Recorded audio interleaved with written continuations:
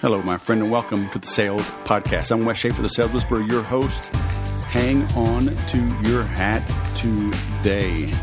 We have Brad Lea in the house, and man, I don't think I knew what I was getting myself into. Interesting character, successful salesman, entrepreneur. He's up in Vegas. I'm going to be meeting the guy in, a few weeks, about a month. I'm going to be hosting the first HubSpot user group in Vegas at his office using his conference room. So I'm looking forward to that. If you are going to be in the area, if you're looking for an excuse to come to Vegas and meet some cool people, and what happens in Vegas stays in Vegas unless, there's like an Instagram account or iPhones or smartphones around or closed circuit television. But other than that, it'll stay in Vegas. But if you want to come on up, I'm going to be doing that. When are we doing this? Man, the 18th of September. So come on out and see us. I'm going to hang for a day and a half, and then I'm heading down to Los Angeles for the Digital Marketer event. And then I leave from there to go to my 25th college reunion. What the heck is going on? 25 years from the Air Force Academy. May 27th, 1992. It's a great place to be from. Not always great to be at. But anyway, we're in for a treat. Brad holds nothing back. There's probably a little potty language here and there. Not terrible, but I'm just giving you a heads up. But hey, if you are looking for some resources, looking to stay engaged, look us up online, our private Facebook group, The Implementors. So it's like implement and mentors, theimplementors.com. Was asked a good question today, and it gives me a little inspiration, gives me something to write about. I answered the question there in the group. I expanded on it as a blog post. So let me know if you'd like a little free advice. The best place to get it is there, theimplementors.com. If you want to invest in yourself, check out makeeverysale.com. I'm still over-delivering, so get in there while you can before it gets too big. I'm working on a series of webinars and promotions for this, so as that gets bigger, you'll have less access to me. But it's still lifetime access, so makeeverysale.com. Now let's bring on Brad. Brad Lea, all the way from Sin City, founder of LightSpeed VT. Man, what do you got here? Author of Zero to Lightspeed, the 5 Factors to Guaranteed Success. Welcome to the Sales Podcast. How the heck are you? Man, if I was any better, I'd be twins. I like it. Happier than a puppy with 2 peckers. But anyway, I digress. So, man, I was watching some of your video and on your personal page. You kind of jumped out of the fire into the frying pan when you decided to start your company, didn't you? A little bit, yeah, you could say. Or maybe it wasn't a fire. Maybe you were comfy. And was that it? Were you too comfortable? And you said, you know what? I'm going to go start my own thing. It's time to get uncomfortable. No, not at all. I wanted to make more money. Ultimately, I was running a car dealership, and I was very good at what I did, which was sales. And I created a few, I'd say techniques in this presentation called Real Deal Lease Presentation, which basically converted someone from a purchase to a lease. A lot of people are under the impression that purchasing is better than leasing, when in reality, that's not true. And so I created a very quick and easy way to show someone how it isn't true. And it was called the Real Deal Lease Presentation. Well, it worked so well that people wanted me to start training their staff at their dealership. And so, they'd pay me $5,000 to $10,000 a day to show up for 8 hours and teach this presentation. Right. And so I thought, man, I could make a bunch of money just traveling around and training people. Right. So I quit my job and I started a training company. And the training company had me traveling around training salespeople, both sales and leasing. So I found very quickly that training in the traditional methods through live and or workshops and webinars did not have the results that I wanted. People weren't learning as quickly or as effectively as I wanted. So I started to figure out why it is that they weren't really learning as much as I wanted. And I found that it was the repetition. I wasn't there except for a day. And in one day does not a training program make. Yep. So really I was there just exposing them to the information rather than actually training them the information. So I created LightSpeed to facilitate my own need for training, and it worked so well that I, decided to show it to other people that were out training, and It worked for them extremely well, and a business was born. Right. Very so cool. I started out because I wanted more money, basically. Right. I just didn't realize it would take forever, and it was an uphill battle. Oh, man, I'm going to have to end this interview. I thought you were an overnight success. I thought you were going to give me the 5 factors, man, to make $1 million overnight. That you don't have those secrets?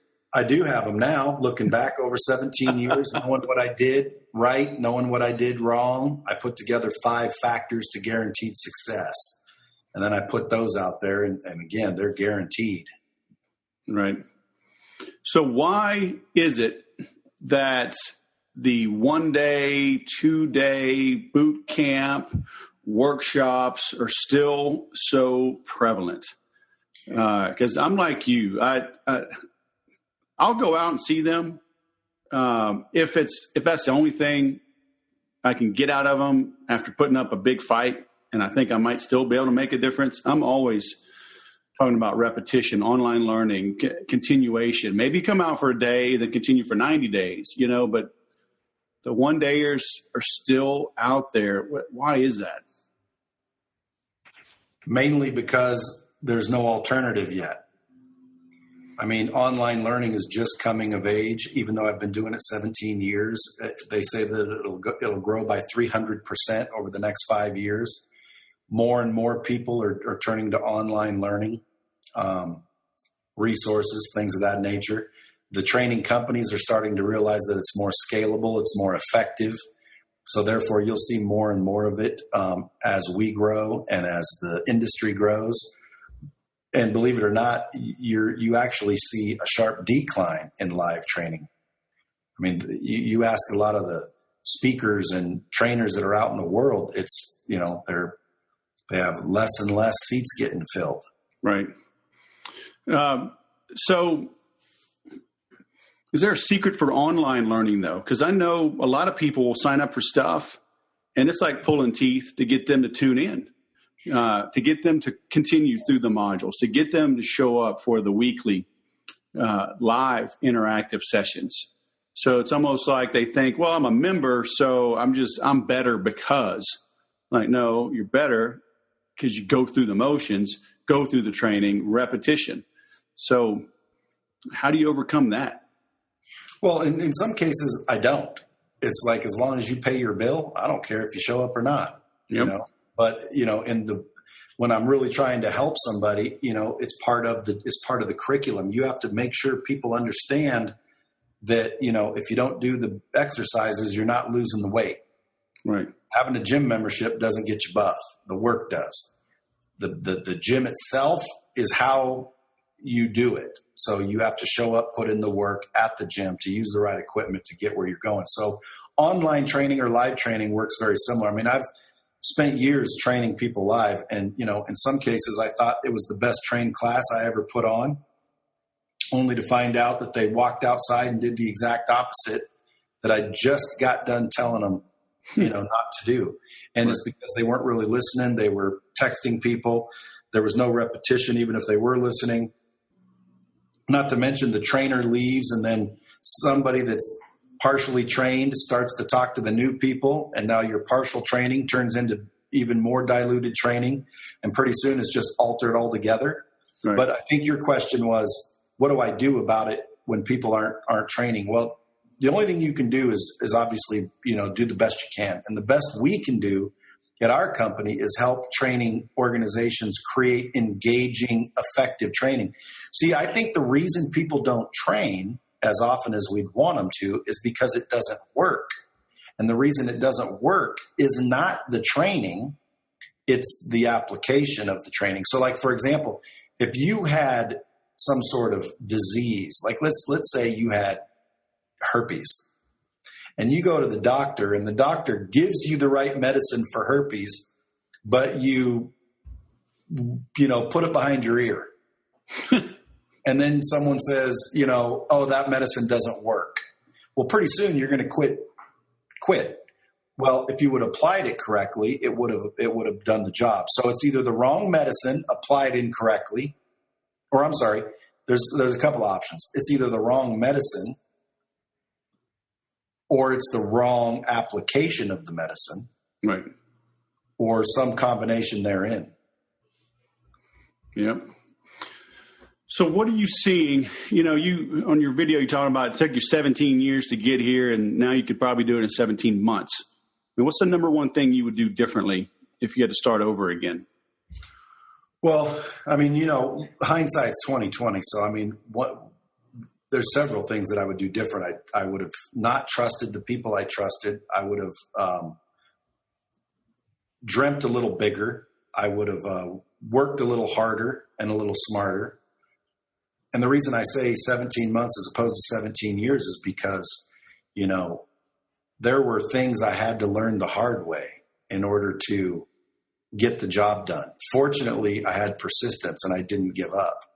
So I ended up seeing the finish line, which I still haven't seen, but you get my point. Right. If I could do it over and know what I know now, I'd go right to the people that actually helped my business. I'd go, I'd know right how to close them. I wouldn't have to follow them around for 3 years. And, it would have just gave me a much faster way. Right. What do you mean?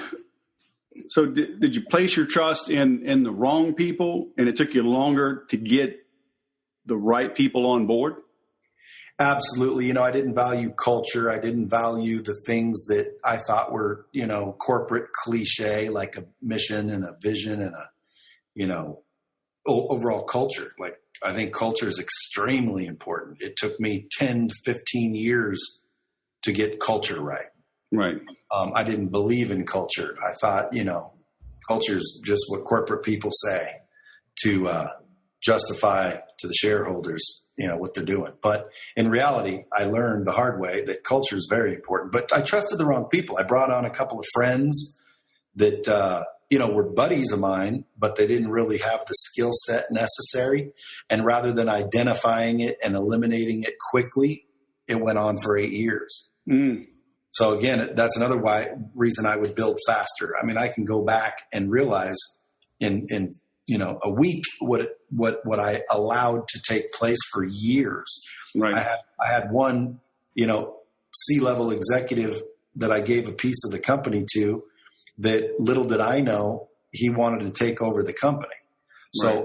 Ultimately I was out, putting on business, and then he would get on the phone with them and basically stunt the business by basically sandbagging, if you're familiar with that term. Yep. Sandbagging deals, telling people to slow down. In other words, let's not make Brad look wonderful. Let's slow it down. Let's sandbag, because we're I'm going to take this company, and when I do, that's when we need to pour on the heat. So that cost me a couple years, looking back. Yep. Man, there's just so much. It's crazy. So you said something interesting that, like, for those 8 years, that things that you allowed to happen. Would you say, was your little voice just screaming and yelling and you were ignoring it? Or did you just not know they were wrong for all that time? Great question. I knew it. I just didn't do anything about it. Like, if people really look at their gut instinct and listen to their intuition quicker, they would find 90% of the time that their gut instinct, their intuition is correct most of the time. So I heard it. I knew it. I just didn't act on it. When things did end, were they ugly? Did you remain friends? Was it ugly for a while? Then you rebuilt the friendship again? Because I know people, we hire friends. We probably know we shouldn't, but we don't know who else to hire. And we're afraid of letting them go because we don't want to ruin the friendship. But then you end up ruining your business and your friendship. So were you able to save the friendship? No. Okay. it was ugly, and it was ugly for them more than it was ugly for me. However, had it went another direction, it would have been ugly for me. Right. Big time. Like it was literally heading the way of Steve Jobs, but without the happy ending. Right. But no, we're no longer friends. I mean, I believe firmly in screw me once, shame on you, screw me twice, shame on me. Right. So once you screw me, there's not going to be another opportunity. Yep. I got enough friends, Wes. I can get a dog. Yeah, I mean, at the end of the day, look, if me and you were buddies, we joined the company, you were carrying the whole thing. I was draining the whole thing. That went on for 5 years. And then I'm trying to dick you on the side. Right. And you find out, like, what's there to be friends about? Yeah. All those people had to do was basically cheer me on and support me, and they'd be sitting pretty right now. Meanwhile, you know, they didn't do too bad. I mean, I gave them equity, and you can't take that back once you give it to them. So I had to spend several $1 million getting them out. Right. But at the end of the day, you know, they came out smelling like a rose from their perspective. And I came out smelling like a rose from my perspective. So, I mean, I guess we could bury the hatchet. Right. I wouldn't see them and try to find harm against them. Like, it's just they're no longer going to be affiliated in my circle. Right. So you talk about dreaming bigger. It's one thing you would have done differently. I mean, leaving a gig and starting your own thing, most people on the outside looking in would say, hey, that's dreaming pretty big. So can you quantify, you know, what you mean by dreaming bigger? Well, it takes the same amount of effort to make $1 million than it does 10 million. Most people shoot for $1 million and end up at 600,000. I should have shot for 100 million and ended up at 60 million. Right. So at the end of the day, you know, you don't know what you don't know. So dreaming bigger is, you know, I didn't really think that it was possible to do what I'm doing today way back then. Right. And now, you know, most people want 20% increase, you know, 30% increase. If they're doing 30% year over year top line revenue, that's wonderful. Right. Well, I would say shoot bigger, like try to double your business. Yeah. So you're talking about company culture. So was the goal a monetary goal, or was the goal, you know, hey, I want to help 1 million salespeople do better, right? So was it a goal like that, and then the money comes along, or did you say, I got a money earning goal? Well, we had both. Okay. But in relation to culture is not about your goals. Culture that I've learned is about the accepted form of behavior within an organization. We would accept gossip and backstabbing and, you know, poor work ethic. You know, when you have a good culture, it goes beyond just what are our goals. It's what is our accepted behavior within our group. And, you know, because we were buddies and, you know, nobody was perfect and we were all kind of green, we didn't really understand what culture was. But now I understand culture, where sometimes you got to get rid of your best salesperson. Why? Well, even though they bring in the most revenue, they're also, you know, messing up your culture, and culture will bring you down. Yeah. So it might be an extended period of time because, you know, it's your best salesperson and you don't want to, you know, disrupt that sales. But I can promise you this, and this is what I mean by, you know, rebuilding it quicker. I would get rid of the top number one producing salesperson that was screwing up my culture so fast now, it would blow your mind. Before, it would take me, I wouldn't do it. Like, I'll sacrifice the culture for the sales. Right. But in reality, I could have clipped that individual and got to the level of sales quicker with a better culture. Right.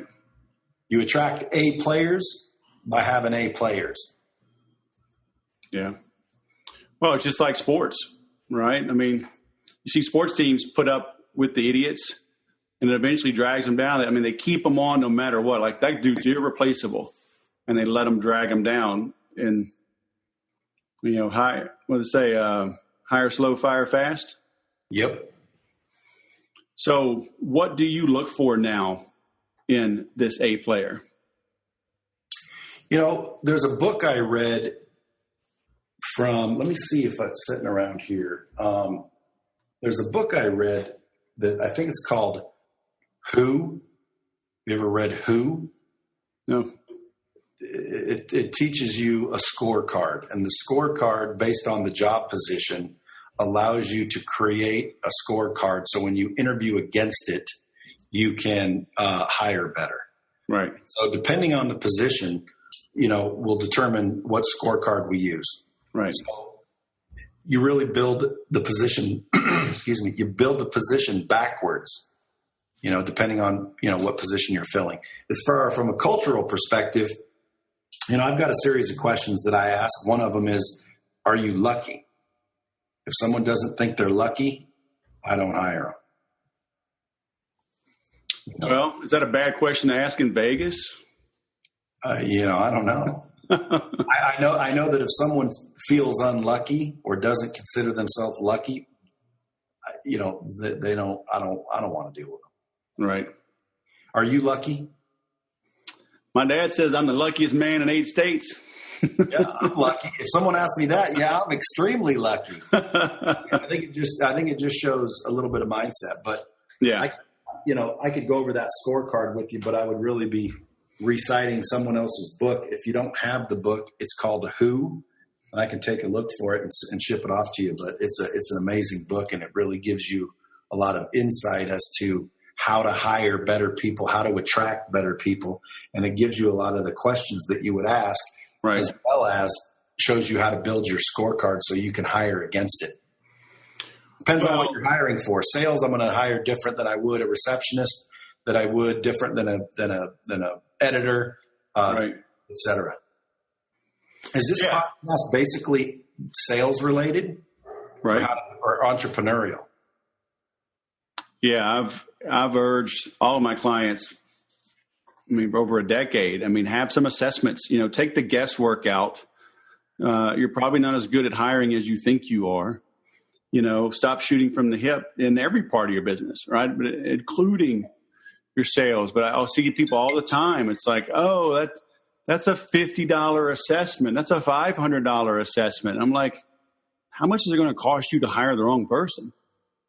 A lot. And you got to bang that into some people's heads. But some just have to learn the hard way, right? Yep. Well, I got a book coming out, and that's what it's called. What's it called? The Hard Way. Oh, when's it coming out? Basically, stuff I learned the hard way so you don't have to. When's it going to be released? I don't know. I'm about halfway through writing it. Oh, okay. Well, when you do, let me know. We'll talk about it. Indeed. Now, quick question. You have, according to your website, virtual training. Is that accurate? It is. Now, when you call it virtual training, why do you call it virtual? What makes it virtual? Just online? It's because it's online, it's on demand. Got it. What do you call it?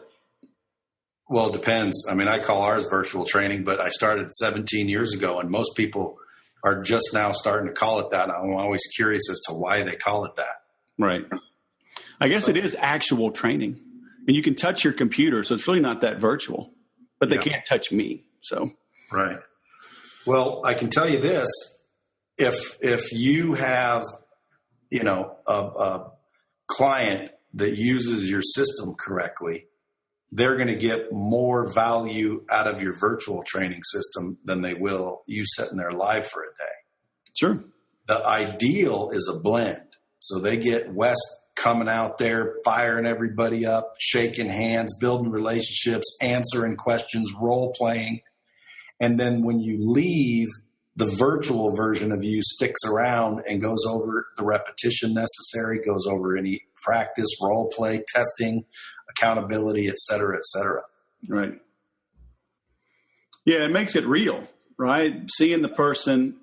I think a lot of times, our BS meters are always set on high, right? And so we get this video and I don't know if I trust this guy. I don't really know him. But yeah, I see people all the time at conferences or whatever, and they're like, man, I read your stuff. I listen to your podcast. I see your videos. You're just like you sound. I'm like, yeah, that's me. But people are surprised by that because they so often meet somebody and they're like, dude, you're nothing like you sound. You're nothing like you come across. Obviously you're a fake. You just do that to put on a pretty face to get more business. Right. So having that human interaction, I think it still matters. Oh, absolutely. And, people like people. Yeah. But at the end of the day, why do we sing our ABCs flawlessly? It's not because we heard them once. It's not because we got taught one time in the classroom. And those are just our ABCs. Right. We're talking about sales skills. There's a lot to know. Yeah. Word tracks, closes, objections, rebuttals, landing them on the right vehicle or client or product, showing them the right house, right, walking your inventory, ethics, preparation, building a relationship, building a book of business, follow-up, prospecting. I mean, you could come to one of my one-day events and walk away with some value for sure. Right. But if you logged into my virtual training system, and by the way, looking at your website, now I see what you mean by virtual. You're just doing web meetings online. I'm talking about virtual training where it's 3 a.m. and I have you popping up, training me and working with me on training. No, I have that too. That's the Make Every Sale course. I gotcha. Is that a video? It's 41 videos and handouts and PDFs and templates. What are you using? What are you using to deliver that? Memberium plus Infusionsoft. Oh, okay. You got the old Memberium site. Oh yeah, I've been. One of these days, Wes, I'm gonna have to show you what you need, which is LightSpeed. I know. I'm coming up. I'm gonna come see you. Come see Evan. Probably in early September. Absolutely. When you see what we have, you're going to be like, "Wow, I didn't even realize that was possible." And your clients and your customers will love it. What we do is we virtualize you and we create full motion interactive video to where now you can ask people questions and respond accordingly so you can train people more in a one-on-one environment. Right. And then obviously everything's tracked and measured and, you can role play with them, et cetera. So right. Look forward to showing you. I know this is your podcast and you're interviewing me, but let me interview you a little bit. Oh, fine. What did you sell that you honed your skills on? Golly, the shorter list would be what did I not sell? As soon as I got out of the Air Force, I got into the financial services business as a stockbroker. Oh, okay. That ended in a 3-year lawsuit that I eventually won, but I was unemployed with a wife, a baby, and another one on the way. So I started selling mobile homes in Mobile, Alabama.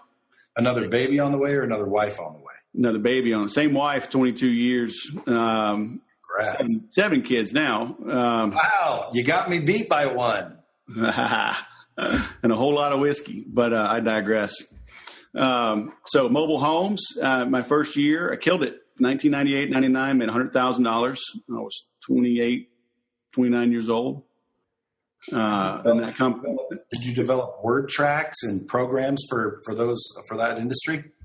Not for that industry. I just followed theirs. I was still new and, I did what they told me, and they had a process, they had a proven process, and others were there, couldn't make their rent payment, and I made $100,000. And I just did what they told me to do. And after a year, I had modified it a little bit, made it my own, but they made me a GM after 14 months. But then the company went bankrupt, so I got into high tech, and lots of ups and downs there. I got into high tech right at the peak, summer of 2000. So the NASDAQ had topped out. Nobody they didn't know it yet. So a lot of startups and technology, and finally started the Sales Whisperer and bought the name in 06, started it full time in 07. It's a great name. Thank you. Sales Whisperer. The Sales Whisperer with an R, a little circle R thingy. So you literally travel around and train people still? I do not travel much by design. I like being home. So a lot of it is my on-demand course. We do interactive calls in the group. I do some private work. I do travel some, but it's specific accounts. It's got to be the right account for the right amount for me to go through TSA. Yeah. I like being home. You got to get your own jet. I know. I'm now dreaming bigger. There we go. This has all been worthwhile already. Amen. I do these podcasts for me, man. If anybody else gets a benefit, that's gravy. Yeah, I hear you. Well, one of these days I'm going to have to pick your brain on some sales techniques, compare notes.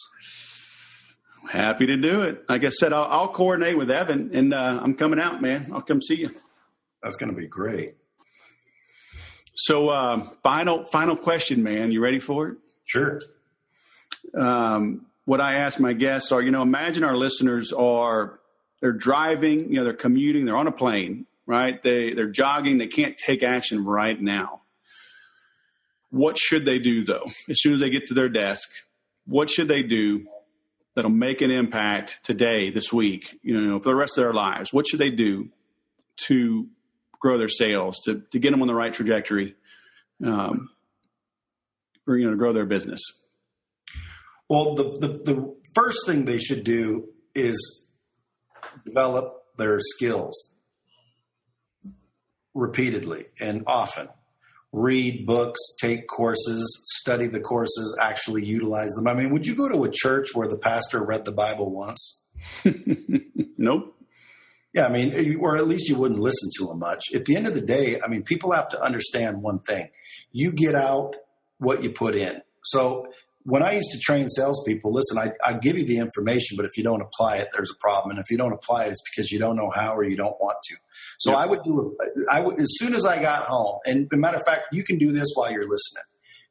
Ask yourself a couple of questions and really find out what it is you want. Let's assume that they want more sales.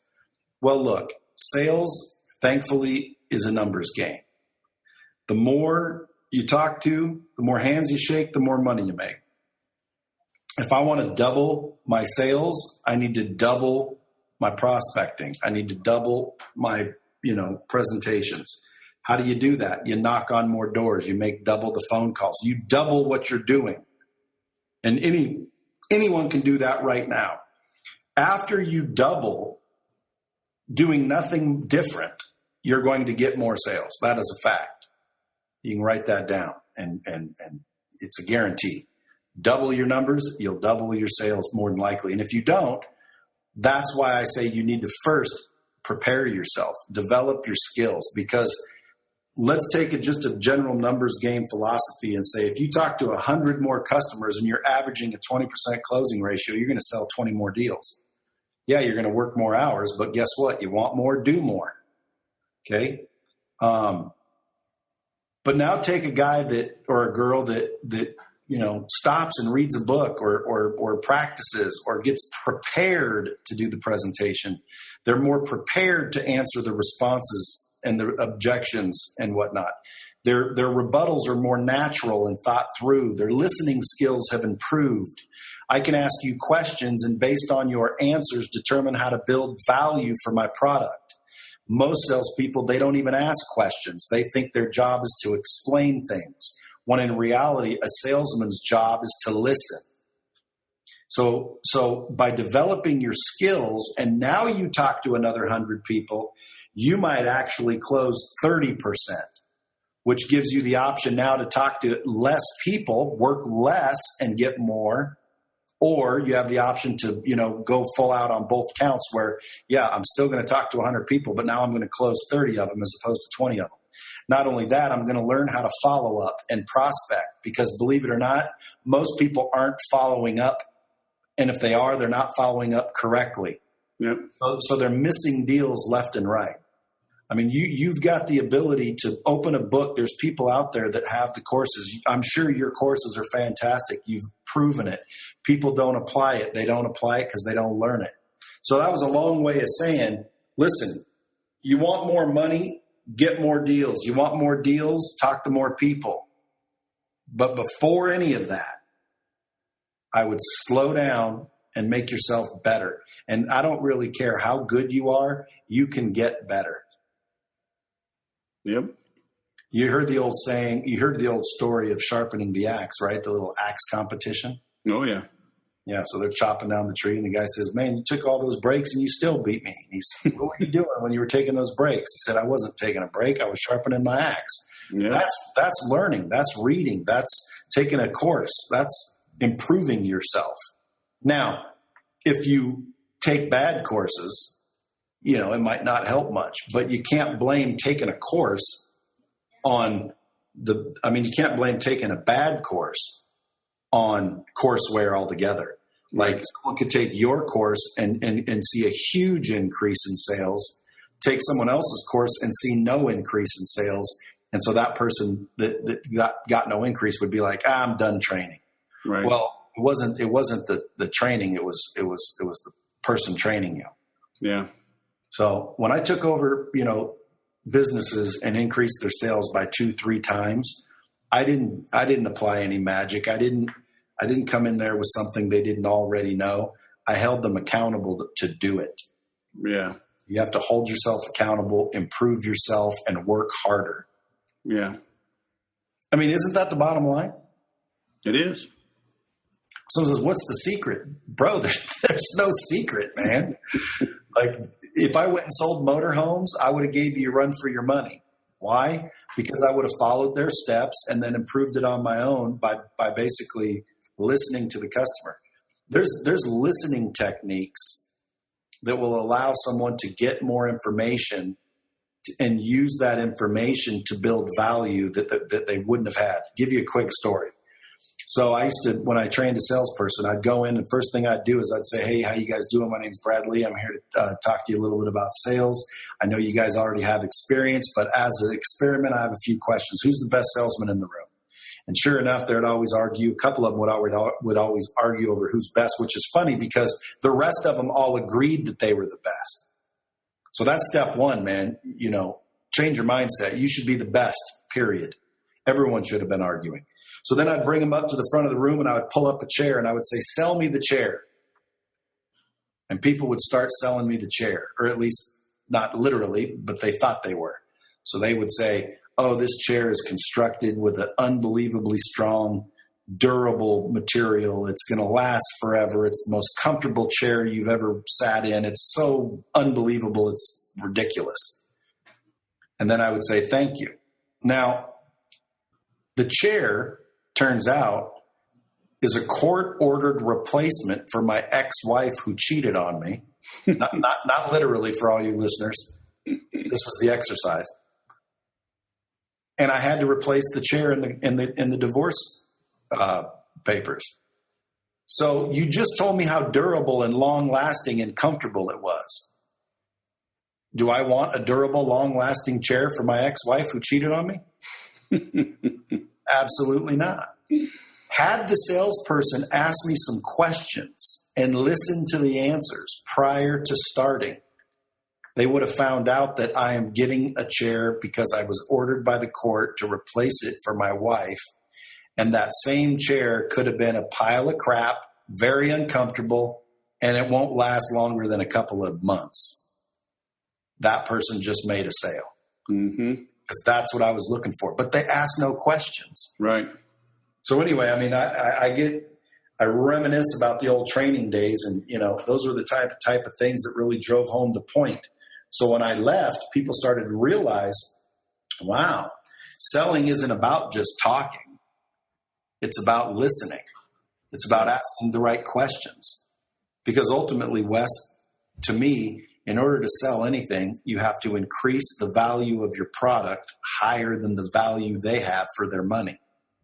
Yep.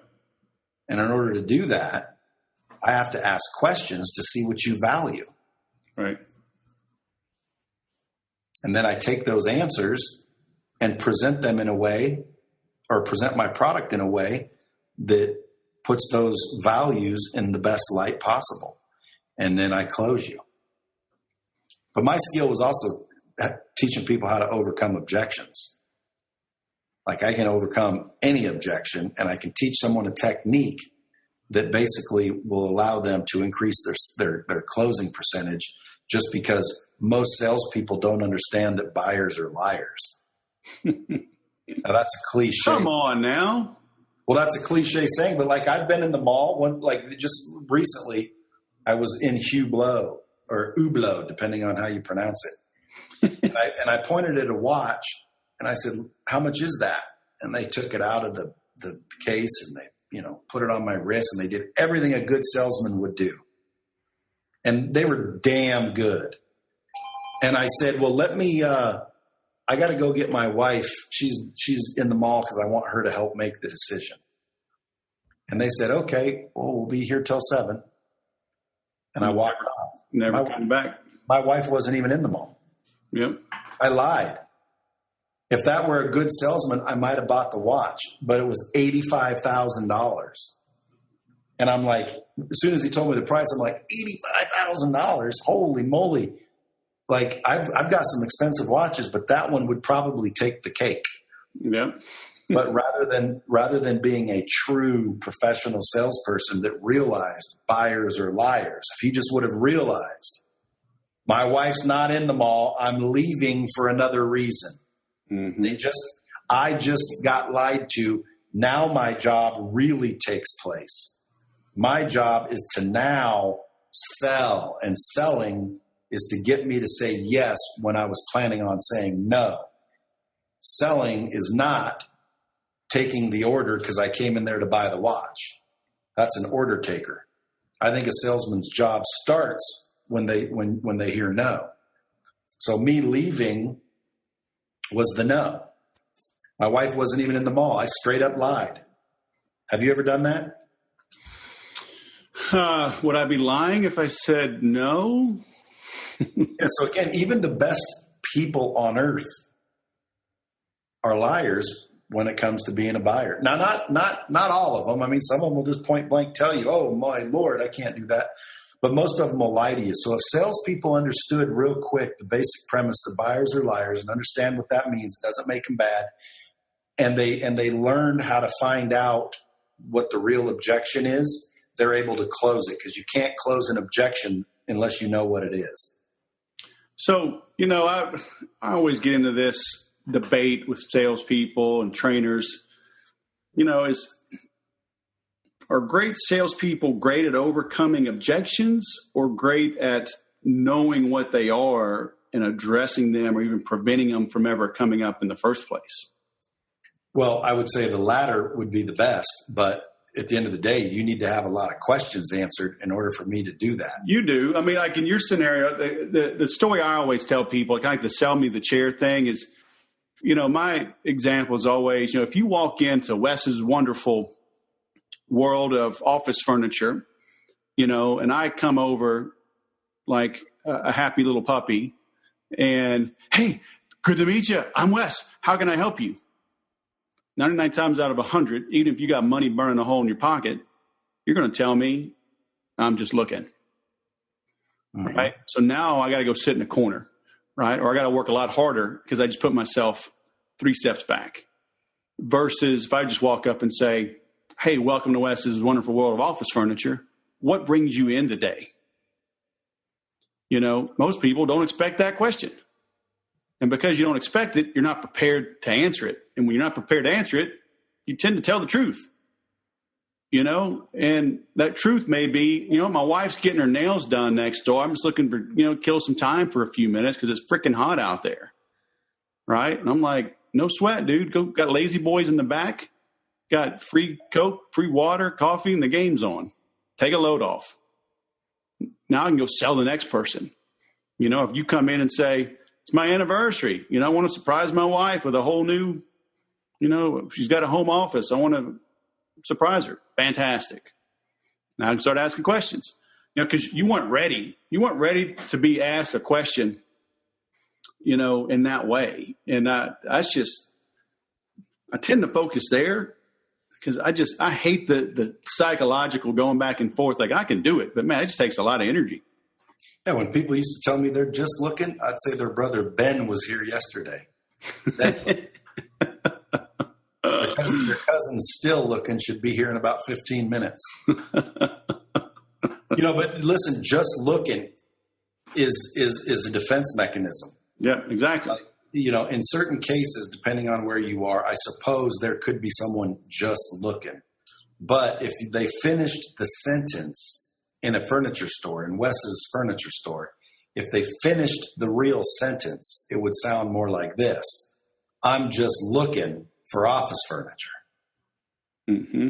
Now, if I said to you as a salesperson, I'm just looking, you tell me, all right, well, let me know if you need me. I'm over here in the corner. Yep. You might not get a sale. But if I said, I'm just looking, and you were trained to understand that meant I'm just looking for office furniture, how would you respond? Yep. Say, fantastic. You're looking for something modern, something classic, Is this a home office? Is this corporate office? Right. Now you see my point, though? Right. Because I'm just looking is a defense mechanism. And if they finished the sentence, they would say, I'm just looking for office furniture, or I'm just looking for a car, or I'm just looking for a mobile home. Yep. What are they doing there? Well, they're just looking. Yeah, just looking for what? Well, they're just looking for whatever you got. I'm just looking for a car. Oh, fantastic. 2-door, 4-door, sticker automatic. But if you run from I'm just looking, because again, there's salespeople that have been doing it too long. So they think they know everything. Right. And they can tell a buyer from a mile away. Well, yeah. Those are the ones that go out of business and probably should get fired. At the end of the day, everybody that comes on your property is an opportunity to do business, because even if you really are just getting out of the heat, on the way back to those recliners, I would have asked, so tell me, Wes, do you have an office? Yep. How many employees you got? When's the last time you redecorated? What's your business about? Do people come in and visit you? Are they impressed? Is your office impressive? I noticed you got a nice watch on there, Wes. You must do pretty well financially. Boy, how did that start? Now I start asking a bunch of questions in the form of a conversation. And by the time you plop down in one of those recliners from just looking, I've got a whole bunch of ammunition to now close you on office furniture. Yep. Like, by the way, when if you got a little time, I'd like to show you our new model. You put that in your office, I guarantee you're going to close more deals. Well, what do you mean? Well, come here, let me show it to you. Next thing you know, buddy, I just turned a shopper into a buyer. Mm-hmm. And it's through asking the right questions. It's not being afraid of an objection like I'm just looking. I'm just looking. That's exactly what I'm here for, brother. You're just looking and I'm just selling. What a match. Yeah. It's you just got to be curious. I tell people, I think the new ABCs of selling are always be curious, always be courteous, always be concise. Would you agree or disagree? I would agree. You have to understand one thing about the new era in selling, and I'm sure you are aware, but I'm talking about your listeners. Everybody's more informed nowadays because of the internet. So you have to assume that they already know more about your product than you do. So really, you need to be more curious, ask better questions, listen better. All the things you said, I totally agree with, and that's why. There's a lot of buyers that already know things. They know more about the product than you do half the time. They know more about your competition than you do. If you were a good salesperson, not only do you need to know your own product knowledge, but you better get off your ass and go down and study your competition. You better know the competition as well or almost as well as you know your own. Why? Because your customer already knows the competition's offer. They know their sales. They know their product. Why? Because they visited them or they looked at them online, which, by the way, gives you a good indication that they're already interested in what you have, or why in the hell would they be in your store? Right.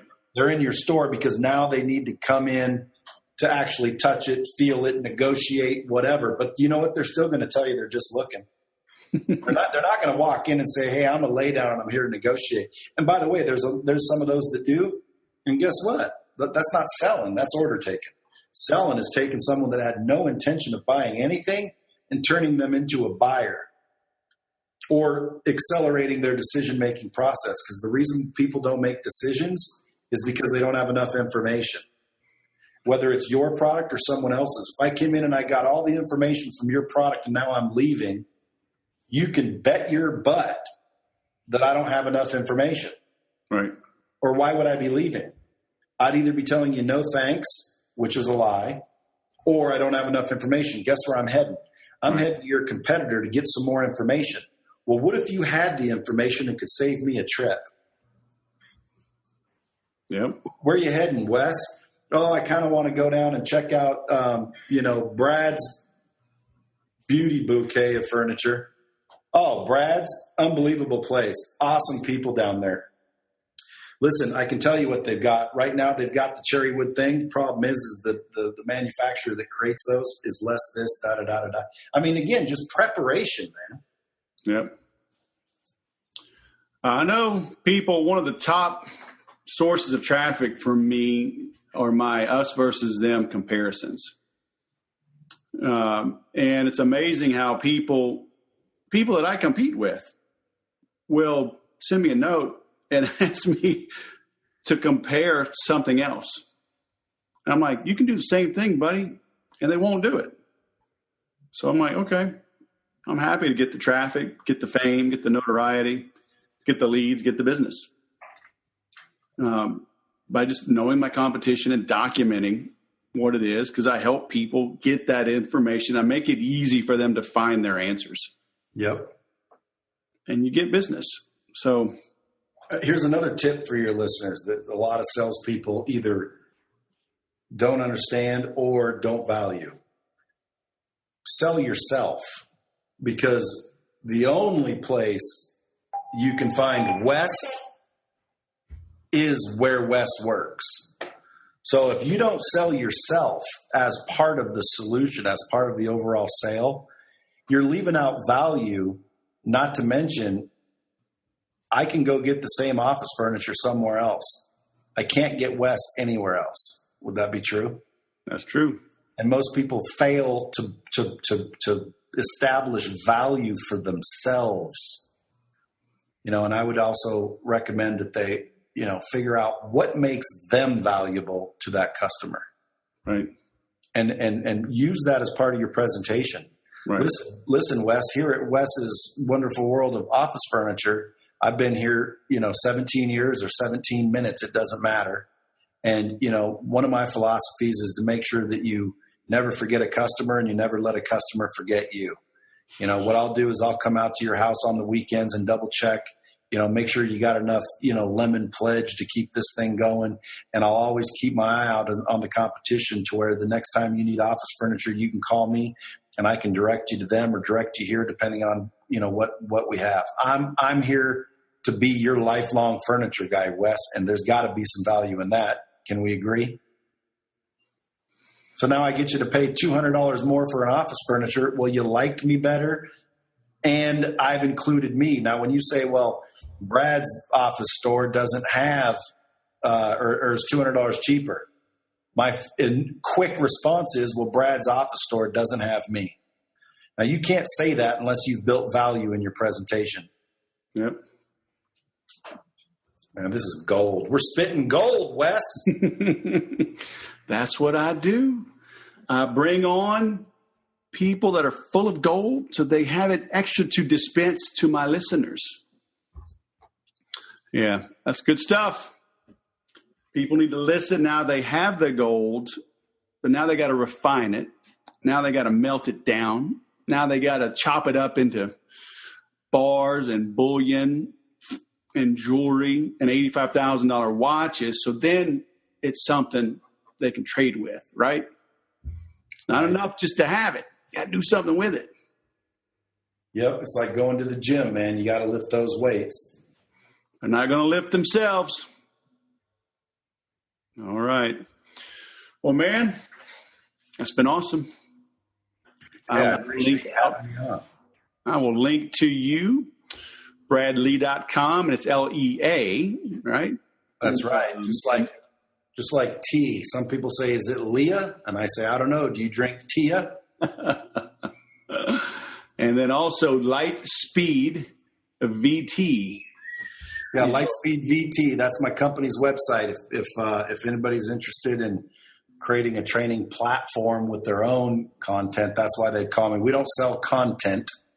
We service guys like you that need to deliver, track, and measure training to their clients. Yeah. Or monetize content or train people better.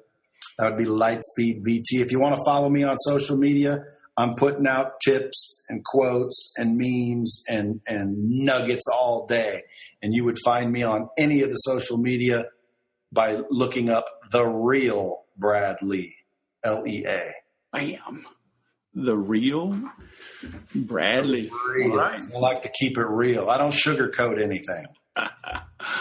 Come on. Are you saying snowflakes are melting on your posts? Indeed. All right. I like it. I like it already. All right. Brad Lea, all the way from Las Vegas, founder of LightSpeed VT. Thanks for delivering the gold from the Sales Podcast, man. Have a great day. Yeah, thanks for having me, Wes. I'll talk to you later. All right. Great catching up. I don't think you'll find a podcast interview anywhere at any price gives you better advice than what you just got right there. I love the fact he talked about he was money motivated. He doesn't back down from that, doesn't shy away from that.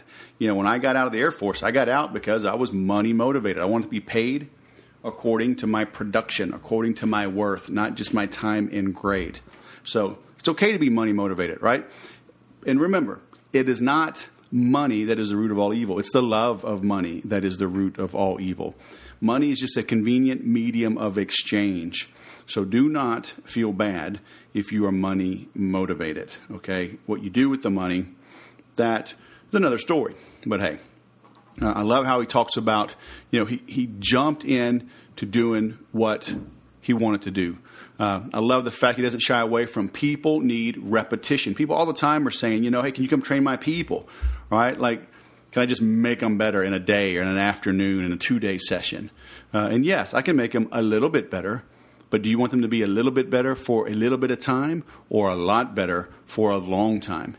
That takes repetition. As soon as I finish record on this, I'm heading to jiu-jitsu. 2 hours, we're going to hit the mats. I've been doing this for over 6 months. Just got my 3rd stripe on my little low white belt, and I'm fired up. Repetition, repetition, repetition. You know, after 6 months, I still feel like I don't know anything. Now, a new guy comes in, and I smash him. It's all relative, right? But I'm advancing with my peers, so we're all getting better at about the same pace. So we all struggle with each other. So it feels like we're not advancing, but the reality is that we are advancing. And to stick through that, you got to have a great mentor. You got to have a great team. You know, the professor that runs that gym, that dojo, he's just a good dude. I'm fired up to be around him. And he brings in other good people. But it's that repetition that's the key, and Brad doesn't back down from that either. You know, he talks about where online learning is going. You know, big growth moving ahead. I've been online with online programs, one iteration, one variation, one flavor or another for years, and it's passive income. It scales. You need to be looking into it.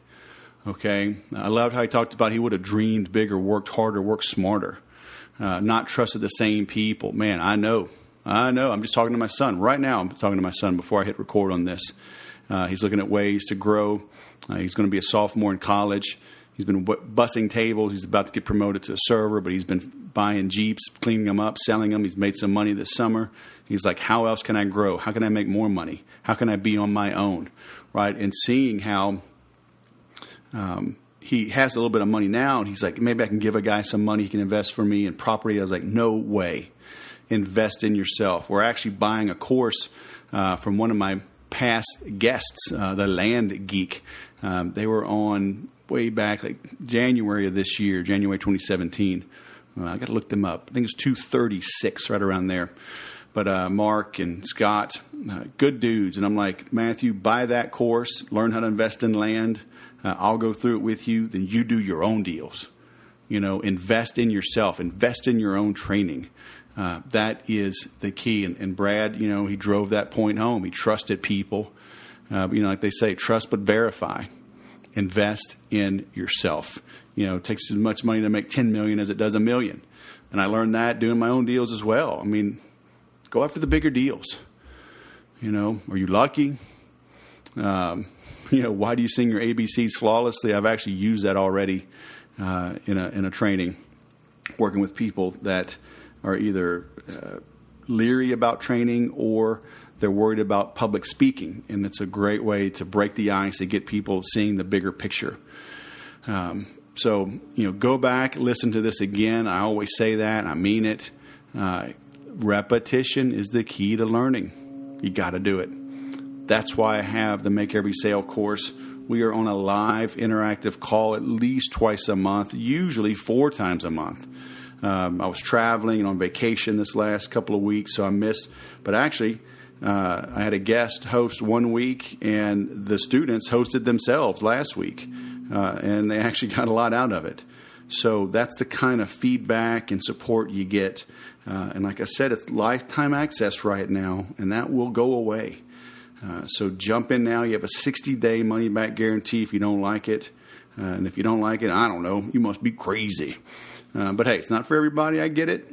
But you know me. You've listened to this long enough. You know if I'm your cup of tea or not. So come join us. MakeEverySale.com. Thanks for listening. Please leave a review, a 5-star review. Now go sell something.